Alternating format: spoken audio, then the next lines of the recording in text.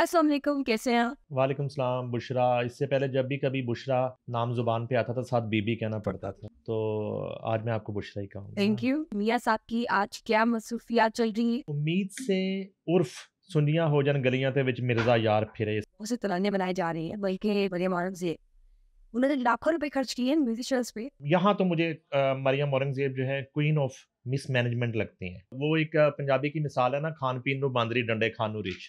सुनने में आया मियाँ साहब के नौ रत्न बड़े मशहूर है, ये क्या कहानी है? अमानुल्लाह को देखते ही उन्होंने कहा, ये देखें मैं कितना पसंद करता हूँ अमानुल्लाह को, लेकिन ये टीवी पे आके कहता है कि मियां नवाज शरीफ ने भंग पी हुई है। उन्हें पीने पिलाने का भी शौक है या सिर्फ उनको महफिल या सास का शौक है? अरे आपको शक हो रहा है बुशरा, देखो आज खुल के बात करो, दिल दिल की बात। अगर आपके दिल में कुछ ऐसा है आज खुल के बोलो। लेकिन अब देखिए ना, लाहौर बन गई है, जलसा भी हो जाएगा सक्सेसफुल। ये भी आप मान रहे हैं, आज मानने में आपको जलसा फिक्स है, जलसे पे भी इल्जाम लगा दिया। मानने में आपको कह रही बात हूँ। सुनो, लाहौर जो है ये जिंदा दिलों का शहर है। आप वहां पे कोई म्यूजिक कॉन्सर्ट रख लें, फ्री शो रख लें, इतना क्राउड ना आए तो दोबारा मुझसे बात ही ना करें, और मैं भी आपसे बात नहीं करना चाहता। आपने शक किया है मियां नवाज शक शरीफ पे आप- और मुझ पे भी शक किया लेकिन है। इंसान- इल्जामात आपने इतनी खूबसूरत स्माइल के साथ लगाए हैं। चलिए ये तो बताते जाए ना कि आफ्टर पार्टी का शिरका कौन है। नाम बता दूं या मुल्क बता दूं? आप मुल्क भी बताएंगे और नाम भी बताएंगे। अच्छा रहेगा। तो मैं चाहती नाम अगर बताऊंगा तो मुझे मार देगी। हूँ, ये बात भी बताते चले कि आफ्टर पार्टी की थीम क्या है। कोई डांस पार्टी भी रखी गई थी नहीं?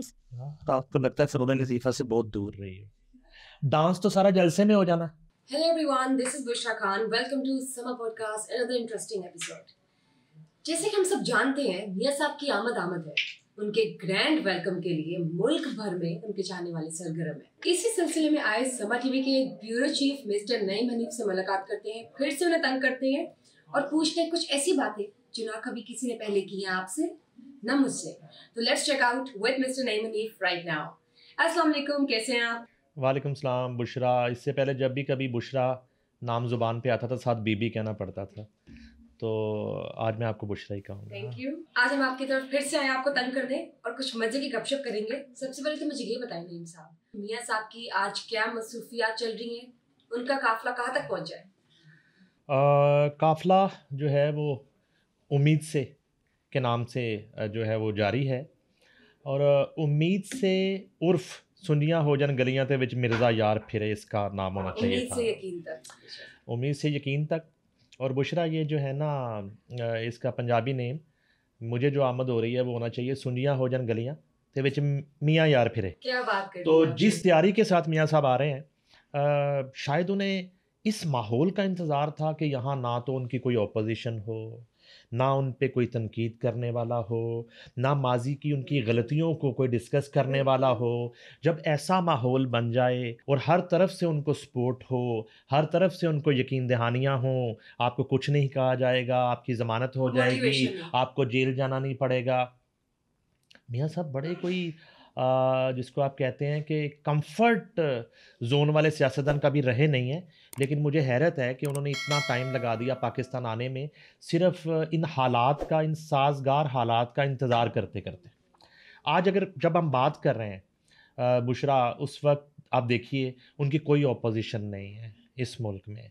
जो मेन ऑपोजिशन थी उनकी इस वक्त वो कुछ जेलों में बंद हैं अपनी गलतियों की वजह से, अपने जुराइम की वजह से, और अपने किए की वजह से। बिल्कुल मेरिट पे उनके ट्रायल्स हो रहे हैं, वो कैदें काट रहे हैं। आज आके यहाँ पर अब उनकी जो और पीपल्स पार्टी के साथ भी आज के दिन तक उनका फिक्स मैच है। ये भी एक तलख हकीकत है, वो भी उनकी ऑपोजिशन नहीं कहलाएगी। ऑपोजिशन अगर आ जाके मुझे नज़र आती है तो वो इस्तेकाम पाकिस्तान पार्टी है। प्रेसिडेंट इस इस्तेकाम पाकिस्तान पार्टी ही आज पीडीएम की पॉलिसीज़ पर तनकीद करते दिखाई देते हैं। उनके दीगर जो लीडरान हैं और आईपीपी के जो लीडरान हैं, वहाँ से कहीं ना कहीं एक तनकीद का सामना है, एक ऑपोजिशन का एक जो रोल होता है वो दिखाई देता है। अदरवाइज़ मियाँ साहब पूरी ऑपोजिशन को एक जो है वो ज़रूरी काम से सो रही है पूरी ऑपोजिशन इस वक्त। तैयारियाँ जहाँ तक है, जहाँ हम तनकीद करते हैं उनकी पॉलिसीज़ या माजी की गलतियों की बात करते हैं, मैं नहीं समझता पिछले 3-4 रोज़ में बुशरा मोमेंटम पकड़ लिया है मुस्लिम लीग नून ने। प्लान के मुताबिक चल रहा है। जी एग्जैक्टली और बहुत अच्छी तैयारी चल रही है। चाहे देखिए एक इदारे की इंटरनल पॉलिसीज़ होती हैं, एक डिसिप्लिन होता है, उस पे अमल दरामद करवाना ज़ाहिर है मरीम नवाज़ की ज़िम्मेदारी है, मियाँ शहबाज शरीफ की ज़िम्मेदारी है। पहली दफ़ा मुझे लगा कि पॉलिसी पर और फ़ैसलों पर, चाहे वो मियाँ नवाज़ शरीफ के इस्तकबाल का फ़ैसला हो, चाहे आइंदा इलेक्शन में जाने का फ़ैसला हो, चाहे किसी तहरीक का फ़ैसला हो, पहली मरतबा मैं देख रहा हूँ बड़ी सख्ती के साथ अमल दरामद करवाया जा रहा है। लोगों को बताया गया है कि आप इतने लोग लेकर मीनार पाकिस्तान पहुंचेंगे, आपको पहुंचना होगा। वहाँ पर ब्लॉक्स बना दिए गए मीनार पाकिस्तान। ये नहीं है कि एक शुतरे बेमुहार जो है एक हजूम वो वहाँ पर आया और हर बंदा क्लेम करे कि मैं हज़ारों लोग लेके आ गया। इस तरह नहीं है, अब काउंटिंग होगी वहाँ पे प्रॉपर्ली, मतलब उसको एग्जैक्टली ऑर्गेनाइज कर रहे हैं। एग्जैक्टली ब्लॉक्स की शक्ल में। अगर हल्का पीपी 144 है तो उसका एक ब्लॉक बना के वहाँ पे एक बोर्ड लगेगा कि ये हल्का पीपी 144 के लोगों का ये ब्लॉक है, ये एरिया है, उसमें सिर्फ उसी हल्के के लोग बैठेंगे। Very nice. इसी तरह NA 127 है तो वहाँ NA 127 वाले बैठेंगे, NA 129 में NA 129 वाले बैठेंगे और उसकी तमाम तर जिम्मेदारी उस हल्के के साबिक MNS और MPS पर होगी। इस हद तक जो है वो तैयारी है और मैं समझता हूँ कि ये मुल्की सियासत की तारीख का और मुस्लिम लीग नून की सियासत की तारीख का एक बहुत बड़ा शो होगा। मतलब कि प्रॉपर्ली सेग्रीगेटेड होगा और properly organised. Exactly. Very nice, good. मुझे इसके साथ साथ ये बताएं कि उनकी आमद पे बहुत से तराने जो है, उनकी तैयारी चल रही है, बहुत से तराने बनाए जा रही हैं। बल्कि सुनने में आया कि औरंगजेब जो है, मरियम औरंगजेब, उन्होंने लाखों रुपए खर्च किए हैं म्यूजिशियंस पे, लेकिन अब तक कोई खुश नहीं है इस चीज़ से। क्या वजह है? किसी को पसंद नहीं आ रहा कोई तराना, या क्या चल रहा है? जिसका काम उसी को साजे। देखें, अगर जो है ना मेरा काम आप और आपका मैं करना शुरू कर दूँ, फिर तो अगर डॉक्टर जो है जहाज़ चलाना शुरू कर दे और पायलट जो है वो सर्जरी करना शुरू कर दे, तो फिर रिज़ल्ट उसी तरह के आएंगे। मरियम औरंगज़ेब जिस वक्त जो है ना वो अदाकारा तो थी, मैंने बताया, वो इस वक्त जो है म्यूज़िक डायरेक्टर भी बनी हुई हैं। वो मुख्तलिफ़ कंपोज़र और सिंगर्स को आइडियाज़ बता रही हैं और उनसे तराने बनवा रही हैं। उन्होंने जो तराना अप्रूव करवाया है मरियम नवाज़ से, नवाज़ शरीफ से और मियाँ शहबाज शरीफ से, वो साहिर अली बग्गा का तराना है। साहिर अली बग्गा से हमारी बराह रास्त बात हुई है, मेरा उससे बड़ा पुराना ताल्लुक़ है। उन्होंने कहा कि मरियम औरंगज़ेब ने मुझसे रब्ता किया और एक आइडिया बताया जिस पर तराना उन्होंने गा दिया। पहले तो कंपोज़ किया साहिर अली बग्गा ने, और साहिर अली बग्गा बहुत बड़े कंपोज़र हैं इस मुल्क के। अगर आपको म्यूज़िक से थोड़ा बहुत लगाव है तो मैं तेनू समझावा की जो राहत ने गाया, मोहब्बत भी ज़रूरी थी, बिछड़ना भी ज़रूरी था, मुल्क में आना भी ज़रूरी था, ये भी उन्हीं का है कंपोजिशन है। और अपने उनके जो गाए हुए सॉन्ग्स हैं, भावें सिर दी बाजी लग जाए, मलांग, ये सारे उनके सॉन्ग्स हैं। पॉपुलर आदमी हैं और असल जो उनकी पहचान है, जो अफवाज पाकिस्तान के लिए उन्होंने तराने गाए, नाराए तकबीर, अल्लाहु अकबर, पाकिस्तान जिंदाबाद, जितने बड़े तराने आप ले लें, ये साहिर अली बग्गा के तराने हैं। तो अब जो है मरियम औरंगज़ेब ने भी उन्हीं का इंतखाब किया, उनसे तराना जो है वो गवाया है। 5 मिलियन चार्ज किया है साहिर अली बग्गा ने मियाँ नवाज शरीफ की आमद का तराना गाने के लिए। आप 5 मिलियन से आप 50 लाख की बात करते हैं? जी बिल्कुल, सच है? मेरा हिसाब कमज़ोर है, लेकिन इतना मुझे आइडिया है कि जो है वो 5 मिलियन जो है वो 50 लाख रुपया बनता है। यानी अगर खाली तराने पे 50 लाख चला, एक तराने पे, एक तराने पे, तो पता नहीं फिर बाकी बजट जो है जी मरियम औरंगज़ेब साहिबा ने 50 लाख रुपया पे किया है साहिर अली बग्गा को तराना गाने के लिए। ये कोई इतनी बड़ी बात नहीं है, मैं आपको अहम बात अब बताने जा रहा हूँ। उसके बाद मरियम औरंगज़ेब ने साहिर अली बग्गा से रब्ता किया है कल कि आप जो है 21 अक्टूबर को मीनार पाकिस्तान आएँ और मियाँ नवाज शरीफ के सामने ये तराना परफॉर्म करें। साहिर अली बग्गा ने इनकार कर दिया है, उनके इस डिमांड को उन्होंने ठुकरा दिया है, ये कह के कि उन्हें कोई शौक़ नहीं है किसी सियासी जलसे में जाके परफॉर्म करने का। अगर वो परफॉर्म करेंगे तो उसका भी वो चार्ज करेंगे। मतलब ये अलग चार्जेस है और ये अलग जी चार्जेस। एग्जैक्टली, ये प्रोफेशनलिज्म भी है और मे बी कोई मुस्लिम लीग नून से साहिर अली बग्गा की एक दिली दूरी, एक नज़रियात का फासला भी हो सकता है। हो सकता है वो। तो एग्जैक्टली, तो जो है मे बी कोई और पार्टी उनसे रब्ता करे और वो स्टेज पे जाके परफॉर्म भी कर दे। लेकिन मैंने ज़्यादा जो है साहिर अली बग्गा को 23 मार्च 14 अगस्त और 6 सितंबर को मुल्क के लिए परफॉर्म करते हुए देखा है, जहाँ वो ना पैसों की डिमांड करते हैं, ना वो किसी तरह की जो है ना उनके मुतालबात होते हैं। लेकिन यहाँ पर मरियम औरंगज़ेब को कैटेगोरिकली साहिर अली बग्गा ने ये कहा है कि बिल्कुल मेरा तराना सेलेक्ट हो गया है, आपने उसका मुझे पे किया है, आप उसको जलसे में जो है वो बजा सकती हैं, आप उसको कहीं भी सुना सकती हैं, टीवी पे चला सकती हैं, लेकिन अगर मेरी परफॉर्मेंस आपको चाहिए मियां नवाज शरीफ की मौजूदगी में, तो उसके लिए मैं फुल फ्लैज जो है मेरे चार्जेस होंगे, आप मुझे पैसे देंगी तो मैं परफॉर्म करूँगा। इसके साथ एक पहलू ये है, बहुत से लोगों ने मियां नवाज शरीफ की और मुस्लिम लीग नून की मोहब्बत में अपनी मदद आपके तहत अपनी इन्वेस्टमेंट करके भी तराने बनाए। साहिर अली बग्गा 50 लाख लेके भी खुश नहीं है, ठीक है, लेकिन वारिस बेग की बात की जाए तो उन्होंने खुद से इन्वेस्टमेंट की है और खुद से अपने शौक से दिल से तराना बनाया, तो वो तो परफॉर्म करे ना जलसे में। वो कहते हैं ना कि ऐसे लोगों की कदर नहीं होती, जो आपसे बेचारे मुफ्त आपकी चीज़ की मोहब्बत में कदर कुछ कब करते होती है। हैं और एक मुफ्त आपको चीज़ बना के दे रहे हैं। समझ गए। तो वारिस बेग ने जो तराना बनाया है उस पे भी 1 मिलियन अखराजात आए हैं। मुझे उनके खर्चे का भी अंदाज़ा है कि स्टूडियोज़ में उन्होंने रिकॉर्डिंग की कि किस तरह से अरेंजमेंट्स हुए उसके सारे, और उसके साथ ही साथ वारिस बेग ने जो है वो अपनी टिकट भी खुद बुक करवाई है दुबई जाने के लिए, मियाँ साहब के साथ आना है, होटल खुद बुक करवाया है। और उनका तराना मैंने सुना है, वो बहुत जानदार तराना है, वो क्राउड का तराना है। अगर आप वो तराना सुने या अपने प्रोग्राम में किसी वक्त चला सकें उसको, तो उसकी बीट आप सुने, वो क्राउड का तराना है। तो मैं जो है ना यहाँ साहिर अली बग्गा का कसूर है, ना वारिस बेग की बेजा मोहब्बत का कसूर है।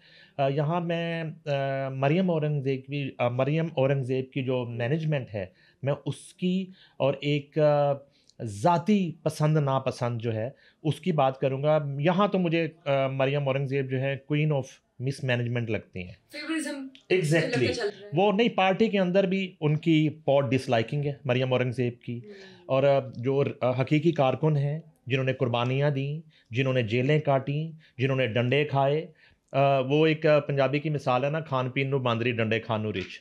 पता नहीं आपको समझ आएगी कि नहीं, लेकिन ये है कि इसी तरह वो मरियम औरंगज़ेब पिछले 2 साल से अपने बहुत से पार्टी के कारकुनों के साथ, रहनुमाओं के साथ उनका ये रवैया है। और पिछले 2-3 रोज़ से जो मीडिया रिपोर्टर्स हैं, मुस्लिम लीग नून के बीट रिपोर्टर्स हैं, उनसे भी मेरा राब्ता हुआ है काफ़ी लोगों से, वो भी बहुत नाला हैं मरियम औरंगज़ेब के रवैये से। और अभी तक जो है मरियम औरंगज़ेब उन्हें एक क्लियरली एक जो मैप है वो उनसे शेयर नहीं कर रही, किस तरह से कवरेज होंगी, एक अबहाम रखा है लोगों का फ़ोन ना उठाना। लेकिन दूसरी तरफ हैरत अंगेज़ तौर पे मियाँ शहबाज शरीफ जो हैं वो मरियम औरंगज़ेब के अलावा मीडिया मैनेजमेंट पर यकीन ही नहीं रखते। इंफॉर्मेशन मिनिस्टर जब भी हुकूमत आए तो उनकी चॉइस जो है वो मरियम औरंगज़ेब हैं। अलबत्ता एक अच्छा शो होने जा रहा है, तरानों का मुकाबला भी है, लेकिन वो कुरा ज़ाहिरी की बात है कि साहिर अली बग्गा के सर निकला है, उन्हीं का तराना फाइनल हुआ है। मरियम औरंगजेब से तो उनके पार्टी वर्कर्स भी खुश नहीं, क्या ये बात सही है? बिल्कुल दुरुस्त है, ये आपकी इन्फॉर्मेशन जो है मैं इंडोज़ करता हूँ इसको। और ये जो है एक मैं आपको वाक़या शेयर करता हूँ आपके साथ कि डेली जो बड़ी जमातें हैं, इनका एक रोस्टर बनता है डेली बेसिस पे कि उनकी नुमाइंदगी मुख्तलिफ़ टॉक शोज़ में कौन से लीडर्स करेंगे। मुस्लिम लीग नून का वो रोस्टर मरियम औरंगज़ेब बनाती हैं। और जो एक हकीकी जो एक कारकुन है, जो हकीकी लीडरशिप है, स्पोक्स पर्सन्स जिनको कहा जा सकता है, उसमें बहुत सारे लोगों का एक इस्तेसाल कर रही हैं मरियम औरंगज़ेब, जिन्होंने ख़ुद हमसे रब्ता भी किया, बारहा हमें उनके रवैये के मुतालिक बताया भी। उनके नाम रोस्टर से निकाल दिए जाते हैं, उनको शामिल नहीं किया जाता। ये वो लोग हैं जब कभी पार्टी पे बुरा वक्त आता है तो ये फ्रंट लाइनर हैं, ये मारे भी खाते हैं, ये जेलें भी काटते हैं, ये जो है वो मुखालिफ पार्टी और मुखालिफ हुकूमतों का मुकाबला भी करते हैं। उनके हर तरह के उस वक्त जो उस पार्टी के एक नज़रिए में बर्बरियत है, जुल्म है, इंतकामी कार्रवाइयाँ सबको फेस करते हैं। मगर मरियम औरंगज़ेब उन कारकुनों को भी उस रोस्टर में शामिल नहीं होने देती। वो अपने मनपसंद लोगों को सिर्फ उस रोस्टर में शामिल करती हैं और वही आपको रात को मुख्तलिफ चैनल्स के टॉक शोज़ में मुस्लिम लीग नून की नुमाइंदगी करते हुए नज़र आते हैं। मियाँ साहब की बात करते हैं तो मियाँ साहब को आर्ट एंड कल्चर में बड़ा लगाव है, उनको मोहम्मद रफ़ी के गाने बहुत पसंद है, बहुत बड़े फ़ैन हैं उनके, और बल्कि अक्सर लोगों ने उनको गाते सुना है मोहम्मद रफ़ी के गाने, और ये भी सुना गया है कि उनकी आवाज़ में मोहम्मद रफ़ी की आवाज़ की हल्की सी झलक आती है। क्या ये बात सच है? पता नहीं, मैंने मोहम्मद रफ़ी को ज़िंदगी में नहीं देखा उस तरह से, शायद उनकी शक्ल में मिलती हो कहीं ना कहीं जब वो गाते हों।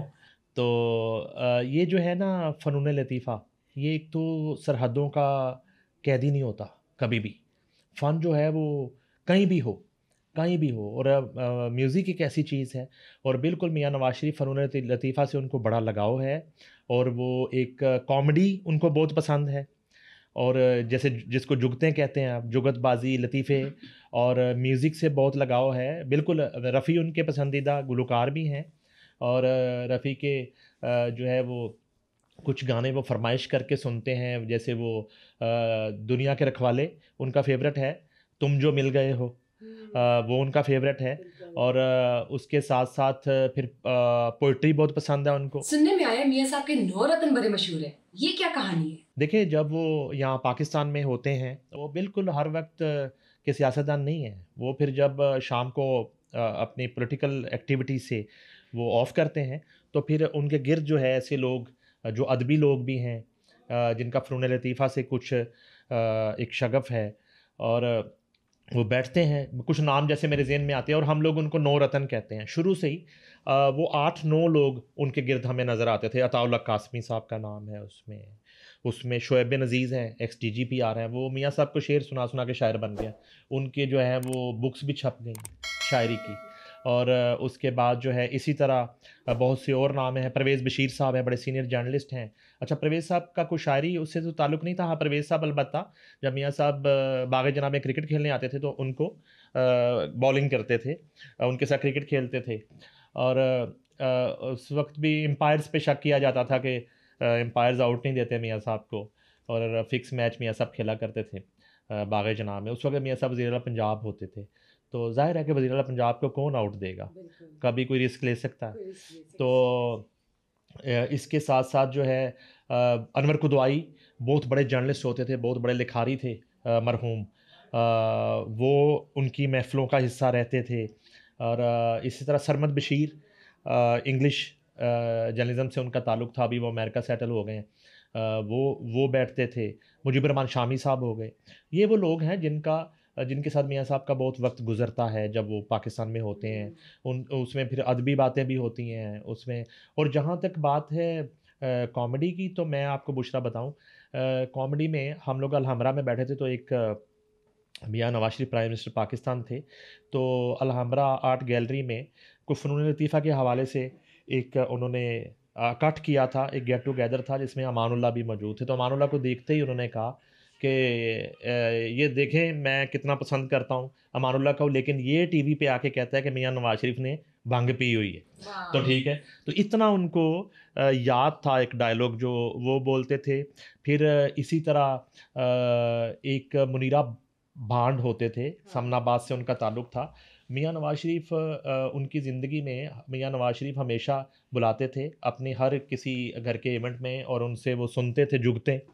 तो ये भी मुझे बताया गया, मैंने इंटरव्यू भी किया जब वो मुनीर ज़िंदा थे, वो जो कॉमेडियन थे, कि मियाँ नवाज़ शरीफ की शादी में भी उन्होंने परफ़ॉर्म किया, और मियाँ नवाज़ शरीफ ने उनको कोरोला 86 मॉडल जो कार थी वो गिफ्ट की थी।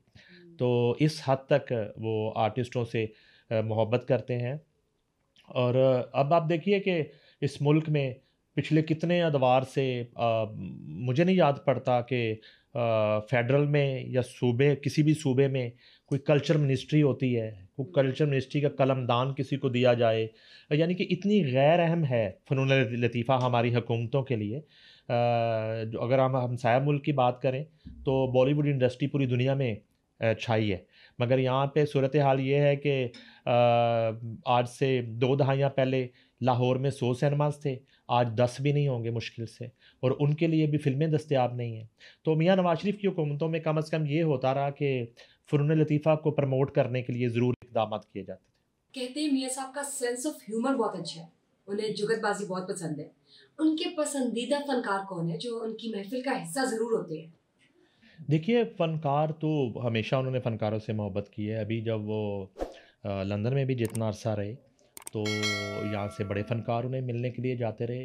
अदाकार तौक़ीर नासिर मिलने के लिए गए, मेरे पास तुम हो वाले दानिश वो मिलने के लिए गए उनको, और एक कॉमेडियन ताहिर अंजुम वो अक्सर वहाँ पाए जाते हैं, वारिस बेग मिलने के लिए गए।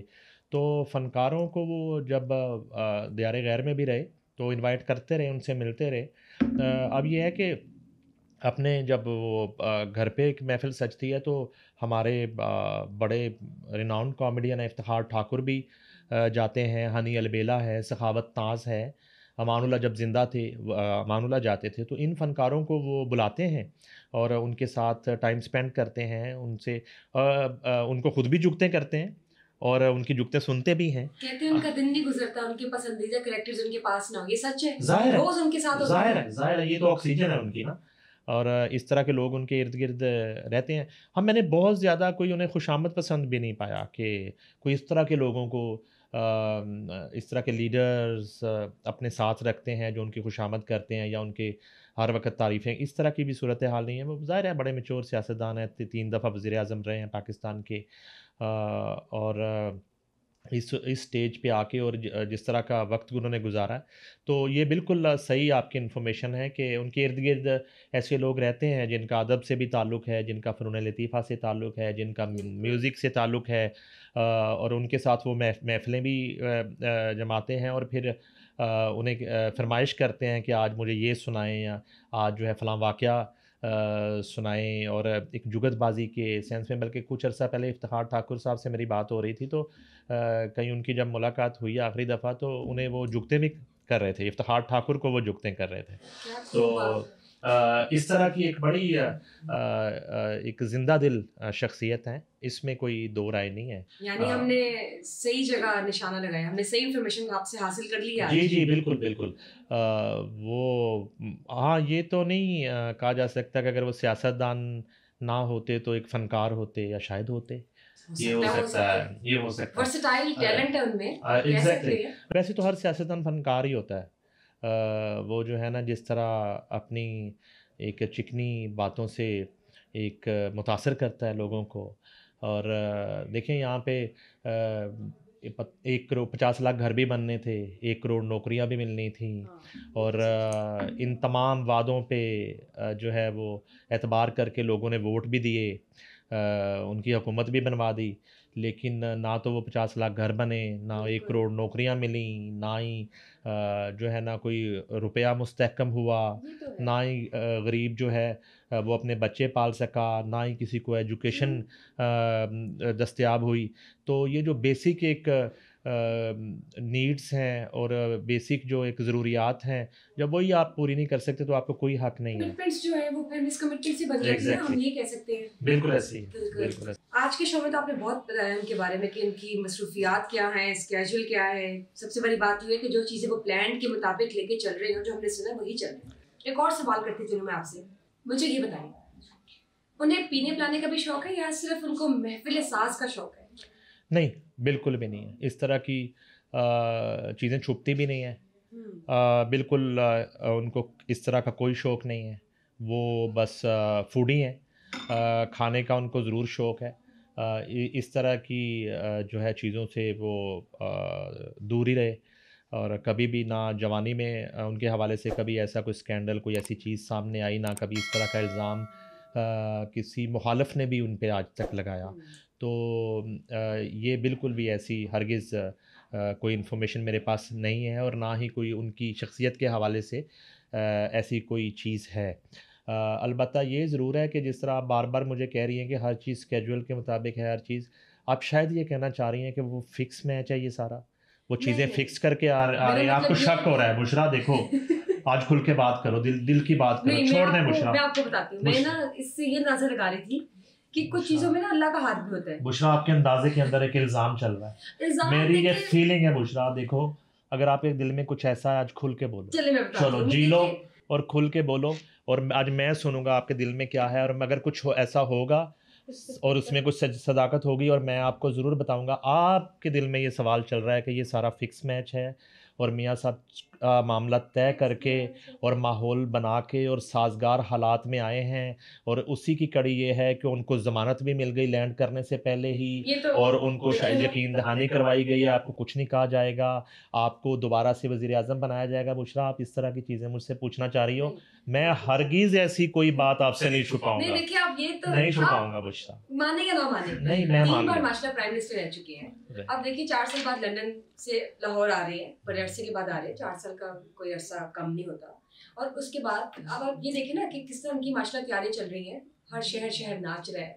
लेकिन अब देखें ना लाहौर रवानगी है, जलसा भी हो जाएगा सक्सेसफुल, ये भी आप मान लें, आज मान लें, मैं आपको जलसा फिक्स है, जलसे पे भी इल्ज़ाम लगा मान लें, दिया। मैं आपको कह रही हूँ। बात सुनो, आपने मुझसे शो शुरू होने से पहले कहा था जो कहोगे सच कहोगे, सच के सिवा यही तो कुछ कह रही नहीं। हूँ, बताएं। अब मैं मजबूर हूँ मैं जानना कि मुझे चाहती हूँ, कुछ सच बताएं। बताने पड़ेंगे। एक बात आपको बताऊं, ये जितना क्राउड रिस्पेक्ट किया जा रहा है ना मियां नवाज शरीफ के जलसे में आने के लिए, ये सारा उनका वोटर नहीं है। मैं अब आपको एक तलख बात बताने लगा हूँ। इसी मीनारे पाकिस्तान में आप राहत फ़तेह अली खान या आतिफ असलम का कॉन्सर्ट रख लें, इसी तरह एक वीक उसकी टीवी चैनल्स पे कैंपेन करें, बगैर टिकट के आप राहत का या आतिफ का शो रखें, मियां नवाज शरीफ से ज़्यादा क्राउड आएगा वहाँ। ये तो लोगों को तफरी चाहिए, तफरीह तो चाहिए। घुटन का माहौल है, यहाँ पे तफरी के मौके नहीं हैं। बिल्कुल। लाहौर जो है ये ज़िंदा दिलों का शहर है, आप वहाँ पे कोई म्यूज़िक कॉन्सर्ट रख लें बगैर टिकट के, फ्री शो रख लें, इतना क्राउड ना आए तो दोबारा मुझसे बात ही ना करें, और मैं भी आपसे बात नहीं करना शायद चाहता। आप आई एग्री टू इट, लोगों आप को जो मौका है चाहिए कि आओ जी ऐसी चलते हैं आपने किसी शक किया है, जलसे में। आपने शक किया है मियां नवाज शक शरीफ आ पे, सकता और है। मुझ पे भी शक किया देखिए है इंसान है, कि हम ये शक तो हम टोटल कर फिक्स सकते हैं। मैच है, और मियां साहब मैच फिक्स करके हमेशा खेलते हैं, और उन्होंने सियासत जितनी सियासत की है वो फिक्स मैच सियासत होती है, और आपने इस जलसे को भी फिक्स करार दिया है, और जितने इल्ज़ामात आपने इतनी खूबसूरत स्माइल के साथ लगाए हैं, एक और इल्जाम मैं आप पे लगने समझता हूँ लगे। कि मुझे शो से चलना अभी पड़ेगा। नईम साहब आप पे एक और इल्जाम लगने लगे हैं, जी, वो ये मैं बताइए। आपको बताती हूँ। अभी आपने मेरे साथ पिछले पार्ट में ये बात की थी कि उनकी कोई आफ्टर पार्टीज का भी इंतजाम हुआ है जो कि वो करेंगी, और आफ्टर पार्टीज हमेशा सक्सेसफुल हो तो ही चलती हैं। अभी इस वक्त मैंने आपसे पूछा हाँ जी, कि वाकई उन्हें महफिल साज का शौक है या पीने पिलाने का। अब आफ्टर पार्टीज पे, आफ्टर पार्टीज तो वो रख रहे हैं ना, बात तो वही हुई ना। नहीं, देखिए ये आपका इल्ज़ाम है, मैं इसकी सख्ती से तरदीद करता हूँ। वो इस तरह के नहीं हैं, वो मेरिट पे यकीन रखते हैं, और ना ही वो एक जो मिसाल है कि कुछ लोग सिफारिश से आते हैं मेरिट पे निकाल दिए जाते हैं, वो उनमें भी नहीं आते। उनका इशू ये है कि मैं एक वाक़या सुनाता हूँ आपको। हुमायूं सईद को जानती हैं? मेरे पास तुम हो, जानती हैं? अब मैंने तो आप कौन कौन नहीं जानता। कौन कौन नहीं जानता। हुमायूं सईद की ज़िंदगी की जो पहली फ़िल्म थी उसका नाम था मैं एक दिन लौट के आऊँगा, ठीक है जी। उसके प्रोड्यूसर शुएब आलम थे, इनका लंदन से ताल्लुक़ है, और सायर अली बगा उसके म्यूज़िक डायरेक्टर थे। तो वो फ़िल्म बुरी तरह फ्लॉप हो गई। लाहौर में उस फ़िल्म का ऑफिस था सिद्दीक सेंटर में, वहीं पूरा एक अपार्टमेंट था। तो फ़िल्म फ्लॉप हो गई, तो हम लोग बैठे सब लोग, तो एक दोस्त ने मशवरा दिया कि चीज़ों की कामयाबी को तो हर कोई सेलिब्रेट करता है, क्यों ना हम नाकामी को सेलिब्रेट करें। तो मैंने खुद देखा है, मैं उस पार्टी में मौजूद था। हाँ, उस पार्टी में सब कुछ था जो बार बार आप पूछना चाह रही। तो उसमें राहत फ़तेह अली खान भी थे, मुझे याद है जवाद अहमद भी थे, ताहिर सरवर मीर हमारे एक्स कुलीग वो भी थे, और इस तरह के काफ़ी नाम थे। तो हमने हुमायूं सईद और उसकी फ़िल्म की नाकामी जो है उसको सेलिब्रेट किया था। आफ्टर पार्टी थी वो, ठीक है। तो ज़रूरी नहीं है, जब आफ्टर पार्टी तय पा गई है तो वो होनी ही होनी है। वो कहाँ होनी है ये मैं नहीं बताऊंगा आपको, ये हम आपसे निकलवा लेंगे। चलिए ये तो बताते जाए ना कि आफ्टर पार्टी का शिरका कौन है। नाम बता दूं या मुल्क बता दूं? आप मुल्क भी बताएंगे और नाम भी बताएंगे, अच्छा देखो, दोनों जानते हैं। नाम अगर बताऊंगा तो मुझे मार देंगे, ठीक है। उसमें कुछ मेरे दोस्त भी हैं, उसमें यानी कि आपकी शिरकत भी मौजूद है। नहीं, ऐसा नहीं है। देखिए मुझे कोई ज़्यादा कभी भी बड़ी बड़ी बातें करने की आदत नहीं रही। मैं ना तो इनविटेशन है मुझे उस पार्टी में जाने का, और ना ही मैं शायद जाऊं। तो उसमें ये है कि यूके से आए हुए कुछ लोग भी हैं, बार्सिलोना से आए हुए कुछ लोग हैं, और दुबई वालों का भी मुझे कंफर्म नहीं है। लेकिन ये जो 2 कंट्री से आए हुए लोग हैं, इनके पुरज़ोर इसरार पे ही ये पार्टी रखी गई है। तो वो लोग तो शरीक होंगे। और जाहिर है यहाँ पाकिस्तान से भी जो 9 रतन हैं उनमें से भी कुछ लोग समझ होंगे। गई। ठीक हो गया, I understand, I agree to it. After parties बनती है, नाकामी हो गया कामयाबी हो, सबके अपने रिलेटिव चॉइसेस है। लेकिन आप ये बात भी बताते चलें कि आफ्टर पार्टी की थीम क्या है, कोई डांस पार्टी भी रखी गई है कि नहीं? आपको लगता है फ़नून लतीफ़ा से बहुत दूर रही हो। डांस तो सारा जलसे में हो जाना है। ये जलसे के लिए 50-50 लाख के तराने बन रहे हैं, डांस के लिए तो बन रहे हैं, और किस लिए बन रहे हैं वो तराने? कंपटीशन थोड़ा ही हो रहा है तरानों का। आफ्टर पार्टीज में भी डांस पार्टीज भाई ये तरानों का कंपटीशन नहीं है, ये नाचने के लिए डांस के, सॉरी नाचना थोड़ा सा इस तरह का वर्ड हो जाता है, हालांकि डांस को नाचना ही कहते हैं, ठीक है, लेकिन लोग बुरा मान जाते हैं। हाँ जी। तो ये डांस के लिए तराने मरियम औरंगजेब ने बनाए हैं, अच्छी अच्छी बीट वाले। पता है बीट पे डांस होता है, ठीक है, मैंने कभी किया नहीं है लेकिन मैंने देखा ज़रूर है। तो बीट जो है ना बड़ी अहम होती है इंसान की ज़िंदगी में, इंसान के कैरियर में। हाँ नहीं, तो वो इसीलिए इतना बड़ा वहाँ पे डीजे लग रहा है और इतना बड़ा हैवी साउंड सिस्टम लग रहा है, वो जो है जलसे के शुरका को नचाने के लिए लग रहा है। तो वो डांस तो सारा वहीं पे हो जाना।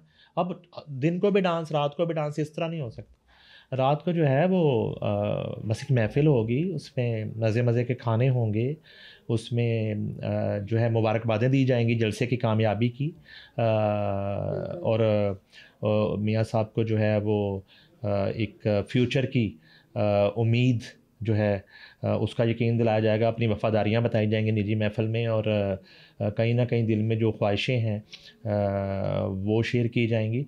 तो इस तरह की पार्टी होगी। ये थोड़ी है कि हर आफ्टर पार्टी जो है वो डांस पार्टी होती है। ये मुझे आपका सवाल ये अच्छा नहीं लगा, और आपका ये इल्ज़ाम है। आपको पसंद नहीं आया वो अलग बात है, लेकिन बात में दम है। मेरा सवाल जो है ना बिल्कुल वैलिड है। आप माने या ना माने, आप मान जाएंगे 4 दिन बाद जब ये एग्जीक्यूशन हो जाएगी, मैं आपको बता रही हूँ। शर्त लगा ले आप, जिन्होंने पार्ट 3 में आप मान जाएंगे। जिन्होंने इस आफ्टर पार्टी में असल में शिरकत करनी है, दुबई में पहले ही वो नाच नाच के थक चुके हैं डांस कर करके। कल रात को भी क्लब में और परसों क्लब में भी, वो तो फिर जलसे करके भी तो वही शुरका है ना। नहीं मोटिवेशन कहाँ जाती है? जो देखें, जो लोग क्लबों में 2 दिन गुजार के पाकिस्तान पहुंच रहे हैं, अब यहाँ आके भी इसी काम पे लगा दो उनको मियां साहब कि चलो अभी इधर भी शुरू की बातें तो हम आपसे निकलवा लेंगे, लेकिन will catch up you again in the next interesting episode of समा पॉडकास्ट। थैंक यू नईम साहब, आपने अपना टाइम दिया। हमने आज आपको फिर से तंग किया, हम आपको तंग करने वाले हैं, ये आप मान लें बात, और ये एक्सेप्टेंस नहीं आए अपने अंदर। बुशरा मैं तंग होता ही नहीं, क्योंकि अगर मैं हूँ भी तो आपने कौन सा बाज आ जाना है। तो इसलिए आप हमेशा आपको वेलकम है, आप जब मर्ज़ी तशरीफ़ लाएँ, और आप जो है जलसे पे बात करें, आप आफ्टर पार्टी पे बात करें, आने वाली हुकूमत पे बात करें, फ़िक्स मैच पे बात करें, मैं तो सच बोलूँगा। नहीं, हम आपसे पूछते रहेंगे इंशाल्लाह अंदर की ऐसी कुछ बातें जो कि हमने ना कभी सुनी है, ना किसी के साथ शेयर हुई है। इंटरेस्ट रखते हैं, क्यूरियोसिटी है हमें मियां साहब की आमद की, आगे होने वाली चीज़ों की, फ्यूचर में पाकिस्तान से रिलेटेड, तो पूछते रहेंगे आपको, इंशाल्लाह तंग करते रहेंगे। थैंक यू, आपने अपना टाइम दिया। We are all very grateful, और thank you for taking out your precious time Naeem साहब। फिर मिलेंगे इंशाल्लाह ताला। Stay tune with us, will be coming back, catching up with you guys again with some podcast, another interesting content. So stay tuned with Bushra Khan. Right, I'm just leaving off. Just catch me up with another. And also, you can tell me and give me feedback if you have any other personality. कोई ऐसी personality जो आपको पसंद और आप चाहते हैं कि हम उसको इस शो पे बुलाएं, तो आप बता सकते हैं नीचे दिए गए कमेंट सेक्शन में। कोई ऐसा सवाल जो आपके मन में है, आपके दिल में है, आप पूछ सकते हैं, आप बता सकते हैं। And also share, like and subscribe our Sama podcast. See you.